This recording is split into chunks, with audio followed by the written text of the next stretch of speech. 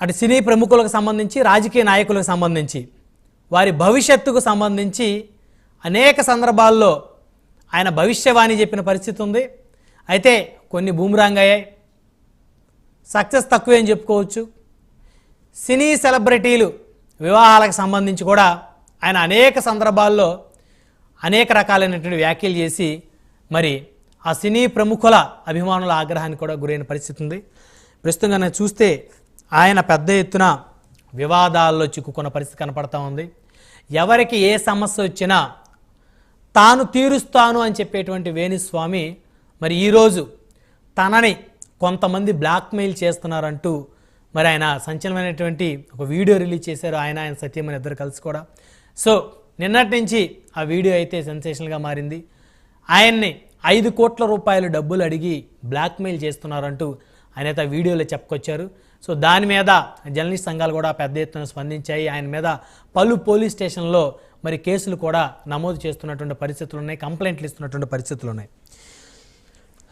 అసలు ఎందుకు వేణుస్వామి మాత్రమే వివాదాలకు వెళ్తున్నారు? ఆయన వివాదాలు కావాలని కోరుకుంటున్నాడా, లేకపోతే వివాదాలే ఆయన్ని వెతుక్కుంటూ వస్తున్నాయా అనే అంశాలు చర్చిద్దాం. వేణుస్వామి లేక వివాదాల స్వామి, ఇదే వాళ్ళ ప్రైమ్ డిబేట్. ఈ ప్రైమ్ డిబేట్లో మనతో పాల్గొనడం కోసం ముప్పాల సుబ్బారావు గారు, స్టేట్ బార్ కౌన్సిల్ మెంబర్, ప్రస్తుతం మనతోటి జూమ్కాలు అందుబాటులో ఉన్నారు, సీనియర్ అడ్వకేట్. అదేవిధంగా కృష్ణమాచారి గారు, ప్రముఖ జ్యోతిష్యులు, వారు కూడా మనతో జూమ్కాలు అందుబాటులో ఉన్నారు. అదేవిధంగా శ్రీనివాస్ ఆనంద్ గారు మారుతిపేట నుంచి మరికొద్దిసేపట్లో వారు కూడా మనతో జూమ్కాలు జాయిన్ అవుతారు. అదేవిధంగా రెడ్డన్న గారు, retired ACP and crime expert, మరికొద్దిసేపట్లో వారు కూడా మనతో జూమ్కాలు జాయిన్ అవుతారు. రైట్, ముందుగా కృష్ణమాచారి గారితో మాట్లాడదాం, ప్రముఖ జ్యోతిష్యులు. కృష్ణమాచారి గారు, good evening sir. Good evening Brahmanaidu గారు. సో మొత్తానికి వేణుస్వామి వివాదం అనేది చిలికి చిలికి గాలివాన్లా మారుతూ ఉంది. సో కొంతమంది మీడియా ప్రతినిధులకి ఆయనకి జరుగుతున్న వివాదం పోలీస్ స్టేషన్ వరకు వచ్చింది. ఆయన ఏమో బ్లాక్మెయిలింగ్ చేస్తూ ఉన్నారని చెప్పేసి మాట్లాడుతూ ఉన్నారు. తాను సూసైడ్ చేసుకుంటాను అనేటువంటి వ్యాఖ్యలు కూడా ఆయన చేస్తూ ఉన్నటువంటి పరిస్థితులు కనపడతా ఉన్నాయి. ఇంతకీ ఆయన వివాదాలు కోరుకుంటున్నాడా, వివాదాల్లో ఆయన చేస్తున్నటువంటి వ్యాఖ్యలు వివాదాలు అవుతున్నాయా కృష్ణమాచార్యులు గారు? ఒక వ్యక్తి యొక్క భూత భవిత వర్ధమానాలు తెలియజేసే జ్యోతిష్ శాస్త్రం చాలా అద్భుతమైంది. అదే ఒక వ్యక్తి, ఓ వ్యవస్థ, ఓ రాష్ట్రం, ఓ దేశం, యావత్ ప్రపంచ భవితను ముందుగానే ఊహిస్తే, కాలచక్రంతో సహా వివరించగలిగితే అటువంటి అద్భుతమైనటువంటి ఫలితాలు చెప్పగలిగినటువంటి మహనీయులు, అవతార పురుషులు జగద్గురు వీరబ్రహ్మేంద్ర స్వాముల వారు. స్వామివారి యొక్క ఉపాసన ఫలంగా మేమందరం కూడా ఒక్కొక్క గురువును ఆశ్రయించి మేము మా యొక్క జ్యోతిష్యపరమైనటువంటి ప్రిడిక్షన్స్ మేము ఇస్తూ ఉంటాం. ఈరోజు మీరు చెప్పినటువంటి ఒక చక్కనైనటువంటి అంశం ఏంటంటే, వేణుస్వామి గారు అంటే వ్యక్తిగతంగా వారితో మాకు ఎటువంటి విభేదం లేదు, ప్రత్యేకించి అంతకంటే ఎటువంటి విరోధమైనటువంటి భావనలు లేవు. శాస్త్రానికి సంబంధించినటువంటి విషయం, ప్రత్యేకించి సామాజిక మాధ్యమాల్లో విశేషంగా ఇది ఇంత వైరల్ అవ్వడానికి గల కారణం ఏంటంటే, మీరు అన్నట్టు అభం శుభం తెలియనటువంటి 9 నెలలు ఓ తల్లి తన కడుపున పెట్టుకున్నటువంటి ఒక బిడ్డని ప్రసవిస్తే, ఈ అమ్మాయి జాతకం ఇలా ఉండబోతుంది, భవిష్యత్తులో ఇలా జరగబోతుంది, ఈ అమ్మాయి జీవితంలో ఇన్ని ఇబ్బందులు ఉంటాయని ఏ జ్యోతిష్యుడు కూడా చెప్పడు. మెగాస్టార్ చిరంజీవి గారు, వారి యొక్క రామ్ చరణ్ గారి యొక్క ఉపాసన గారి యొక్క గర్భవాసన జరించినటువంటి క్లింకార గురించి కూడా మనం చెప్పాం. సామాజిక మాధ్యమాల్లో ఇలాంటివి జరిగాయి. అంటే జ్యోతిషంలో కొన్ని నిబంధనలు ఉన్నాయి. 12 సంవత్సరాల వయసు వచ్చే వరకు ఏ వ్యక్తికి సంబంధించినటువంటి విషయంలో కూడా దోషయుక్తమైనటువంటి పరిస్థితులను చెప్పమని జ్యోతిషాస్త్రం చెప్తుంది. కానీ వీళ్ళ భవిష్యత్తు ఇలా ఉండబోతుంది, ఇలా జరగబోతుంది, ఇలా ఉంటుందని వారు చెప్పరు. మరో అంశం, సెలబ్రిటీలకు సంబంధించినటువంటి విషయాన్ని చూద్దాం. మీరు వేణుస్వామి గారు కానీ మిగతా వాళ్ళు చెప్పినటువంటి అంశాల గురించి కానీ చూస్తే, ఒక సెలబ్రిటీ జంట ఈ 7 పెళ్లి చేసుకున్నటువంటి వాళ్ళు విడాకులు తీసుకుంటారు, లేదా ఇంకోటి జరుగుతుంది అన్నటువంటి విషయం గురించి ఫర్ ఎగ్జాంపుల్ వాళ్ళ పేరు నేను చెప్పచ్చా? తప్పకుండా, అది అందరికీ తెలిసినటువంటి అంశమే కదా. ఆయనే సోషల్ మీడియాలో పోస్ట్ చేశారు. సమంత గారు నాగ చైతన్య గారికి సంబంధించినటువంటి ఉదంతం అనుకుంటాను, తెలిసినంత వరకు కూడా. ఇప్పుడు నాగ చైతన్య గారు 2వ వివాహానికి సంబంధించి ఆయనకి ఏదైతే ఎంగేజ్మెంట్ చేసుకున్న ఫొటోస్ ఉన్నాయో దాని మీద కూడా ఆయన కామెంట్ చేసిన మాట వాస్తవం సోషల్ మీడియాలో. వీరి జంట ఎక్కువ కాలం నిలబడదు, 6 నెలల్లోనే వీరు విడిపోతారని. అతి సర్వత్రా వర్జయత్ అంటారు పెద్దలు. ఏ విషయంలో కూడా శాస్త్ర ప్రమాణం లేకుండా మనం అతిగా స్పందించటం, కొన్ని విషయాల్లో అంటే వారికి విషయ పరిజ్ఞానం లేదనో జ్యోతిష పరిజ్ఞానం లేదని నేను అనను, కానీ సామాజిక మాధ్యమాల్లో కొంతమంది వ్యక్తులు, రాజకీయ ప్రముఖులు, సెలబ్రిటీలకు సంబంధించినటువంటి విషయంలో అతిగా స్పందించడం ఒక కారణం అయితే, ఒకవేళ ఏదైనా ప్రిడిక్షన్ జరిగితే ఇది నేను చెప్పాను కాబట్టి జరిగిందనటం, ఒకవేళ ప్రిడిక్షన్ జరగకపోతే మాత్రం కొన్ని విషయాల్లో నాకు తెలిసి 1-2 అంశాలు తప్ప ఎక్కడ వారు స్పందించినటువంటి దాఖలాలు లేవు.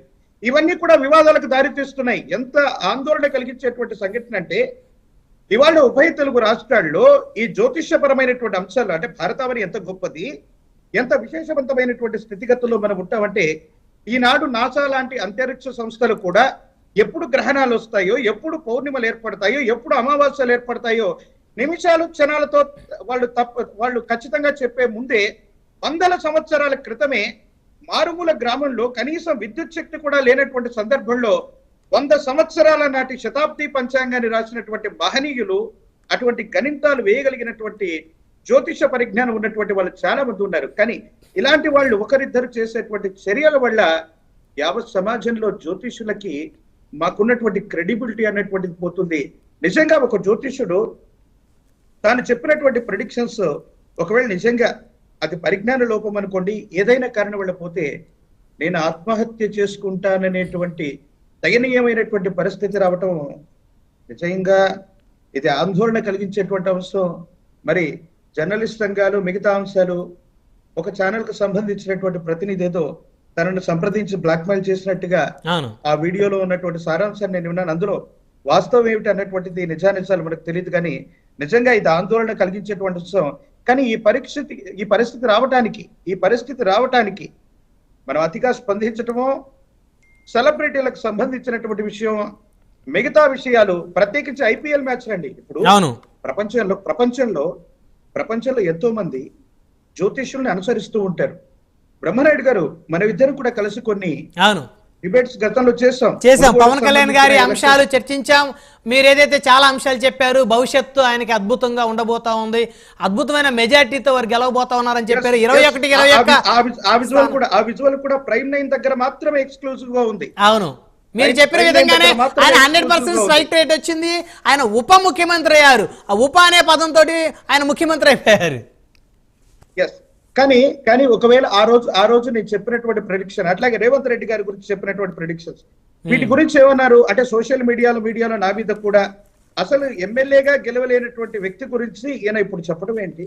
అవును, ఇంకా ఎలక్షన్స్ సంవత్సరం 2 ఏళ్ల కాలం ఉన్నాయి, కనీసం ఈయన ఎమ్మెల్యే సీటు కూడా రాదని ఇలాంటి జ్యోతిష్యుడు లేదా ఇదే జ్యోతిష్యులు కూడా చేశారు. సరే, ఈ విషయాన్ని పక్కన పెడదాం. ఐపీఎల్ మ్యాచ్లు అన్నటువంటివి నాకు తెలియదండి. వాటి గురించి చాలా మంది అనుకోవటం ఏంటంటే క్రికెట్ కు సంబంధించిన విషయాల్లో బెట్టింగ్స్ జరుగుతుంటాయని మనం వింటూ ఉంటాం. అవును, ఫలానా టీవీ గెలుస్తుందని ఒక జ్యోతిష్యుడి గారు నేను చెప్తే నన్ను నమ్మి విశ్వసించేటువంటి వ్యక్తులు వాళ్ళ జీవితాలను వాళ్ళు పోగొట్టుకోరండి? పెట్టారా? బెట్టింగ్స్ పెడతారు, నష్టపోతారు, వాళ్ళ జీవితాన్ని నాశనం చేసుకునేటువంటి దాఖలాలు ఉండవా?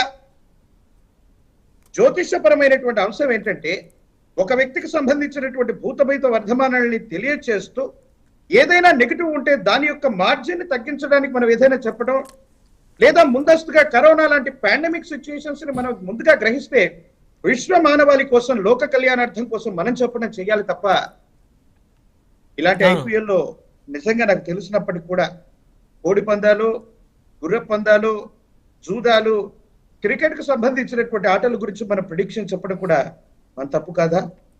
ఖచ్చితంగా. ఇక్కడ ఒకటండి కృష్ణమాచారి గారు, గతంలో అనేక సందర్భాల్లో మనం ఇదే వేదికగా చర్చించుకున్నాం. మీరు జగన్మోహన్ రెడ్డి గారు ఆయన పీఠాన్ని ఖచ్చితంగా వదిలేయాల్సి పరిస్థితి వస్తుంది అని చెప్పారు. సో అదేవిధంగా ఆయన ఆ పరిస్థితి వచ్చింది.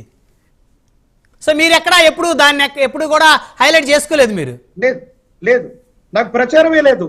అదే కదా, ప్రైమ్ 9 డిబేట్ లో తప్ప, ప్రైమ్ 9 ఛానల్లో తప్ప నేను ప్రిడిక్షన్స్ బయట ఎక్కడ కూడా 1-2 సోషల్ మాధ్యమాల్లో చెప్పు ఉండొచ్చు, కానీ ఈ ప్రైమ్ 9 ఛానల్లో తప్ప వేరే ఛానల్లో ఈ ప్రిడిక్షన్స్ ఎక్కడ నేను చెప్పలేదు. ఒకవేళ చెప్పినా కూడా నేను చెప్పినటువంటి ప్రొడిక్షన్స్ రైట్ అయ్యాయి, నేను చెప్పినటువంటి ప్రొడిక్షన్స్ ఇదయ్యాయని నేను ఎక్కడ చెప్పలేదు. అవును. చాలా మంది అనుకుంటారు కృష్ణమాచార్య గారు వైసీపీకి అనుకూలమనో లేకపోతే జనసేనకు అనుకూలమనో వేరే పార్టీకి అనుకూలమనో.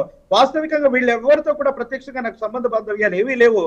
వాళ్ళలో నాకు తెలిసిన వాళ్ళు అంటే భారతదేశంలో మంత్రులు, ప్రధానమంత్రులు, ఉప ముఖ్యమంత్రులు, ముఖ్యమంత్రి ఈ స్థాయిలో ఉన్నటువంటి వ్యక్తులు ఎవరైనా వారి కుటుంబ సభ్యులు మనల్ని కలిసి ఉండొచ్చు. కానీ ఈ ఫోటో పెట్టుకోవడం ఒకటి, దేశ ప్రధానమంత్రి గారికి సంబంధించిన ఫోటో కూడా మార్పింగ్ చేసుకొని పెట్టుకోవాల్సిన దుస్థితి కృష్ణమాచార్యకి లేదండి. ఓ జ్యోతిషుడు చేశాడు. ఈ విషయం కూడా సోషల్ సామాజిక మాధ్యమాల్లో ఇది వైరల్ అవుతుంది. అయితే కృష్ణమాచార్య గారు తోటి జ్యోతిషులు ఎవరైతే ప్రధానమంత్రి గారిని నేను కలిశాను, కానీ నేను ఎక్కడ కూడా ఏ ఫోటోను కూడా నేను సోషల్ మీడియాలో నేను ఎక్కడ పెట్టుకోలేదండి. హవ్యకాశి ప్రోగ్రామ్ లో సాధు సంతువులు అందరితో పాటు మేమంతా కూడా ప్రధానమంత్రి గారి ప్రోగ్రామ్ కి మేము కూడా వెళ్ళి ఉన్నాం, కలిసి ఉన్నాం. కానీ ఎక్కడ కూడా మేము ఒక్క ఫోటోను కూడా మేము దుర్వినియోగం చేయలేదు. కానీ ప్రధానమంత్రి గారిని కూడా కలిశాను. అంటే ఈ దేశంలో అందరూ కూడా ఎవరి అపాయింట్మెంట్ కోసం వెయిట్ చేస్తారు, ప్రధానమంత్రి గారి కోసం. అదే ప్రధానమంత్రి గారికి బొకే ఇస్తున్నట్టుగా ఒక మార్ఫింగ్ ఫోటోను చేసినటువంటి విషయం కూడా మీరందరూ చూసుంటారు.